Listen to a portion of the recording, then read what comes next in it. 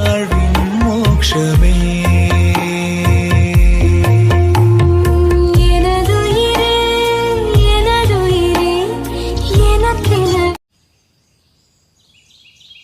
ஆஷிகா, ராதா உள்ள வாங்க. வரோண்டி. ஆஷிகா, குழந்தைங்கம்மா. ஆன்ட்டி வீட்டுக்கார்கிட்ட இருக்கு.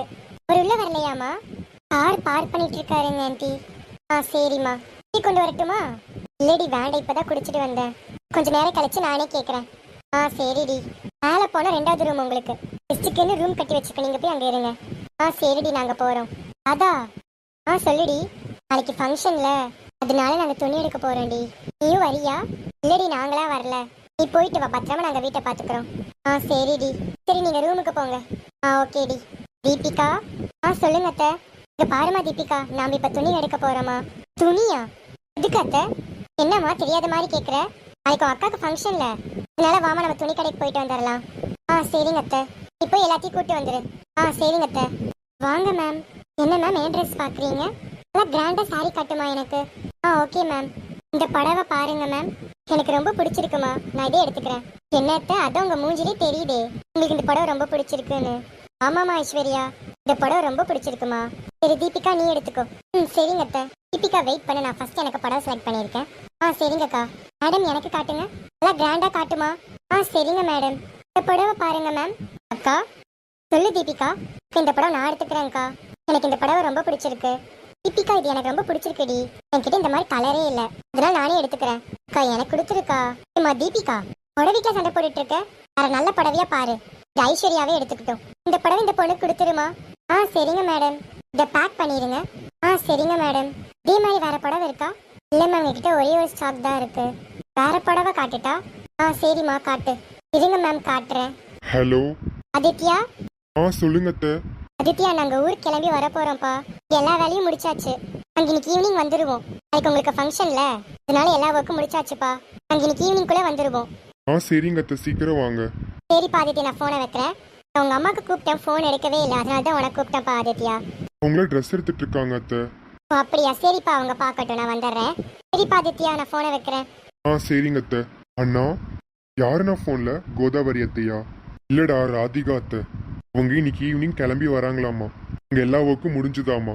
நாளைக்கு ஃபங்க்ஷன்ல, அதனால தான் ஊருக்கு வரேன்னு சொல்லி கால் பண்ணியிருந்தாங்க. சரிங்கண்ணா. இனிமே நம்ம ட்ரெஸ் கடைக்கே வரக்கூடாதுண்ணா. ஏன்டா? ஆமாண்ணா, என் கூட ட்ரெஸ் எடுக்கவே வரக்கூடாது.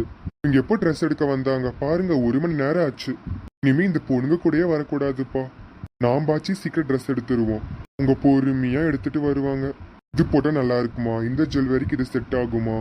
அப்பா என்னெல்லாம் பார்ப்பாங்க. நம்ம டக்குன்னு ஒரு சட்டை பேண்ட் எடுத்தோமா வந்தோமா அந்த மாதிரி இருப்போம். வெயிட் பண்ணிடா, பொறுமையாக எடுத்துட்டு வரட்டும். இப்போ நீ வெயிட் பண்ண என்ன குறைஞ்சா போயிட போற. வீடு அவங்க பொறுமையாக எடுத்துட்டு வரட்டும். ஃபங்க்ஷன்னா அப்படிதானடா, நல்லா அழகான சரி தானே அவங்களே எடுக்கணும். ஃபங்க்ஷன் இல்லாமே இப்படிதானா? நீ வேணா நெக்ஸ்ட் டைம் கூப்பிட்டு வந்து பாரு, இதே மாதிரி தான் நீ நிற்ப. இங்கே 1 மணி நேரம் இல்லை, ஒரு நாள் ஃபுல்லோட நீங்க தான் நிற்ப பாரு. அர்ஜுன் கொஞ்சம் அமைதியா இருடா. அவங்க இப்ப வந்துருவாங்க, நம்ம கிளம்பிடலாம். சரிங்கண்ணா.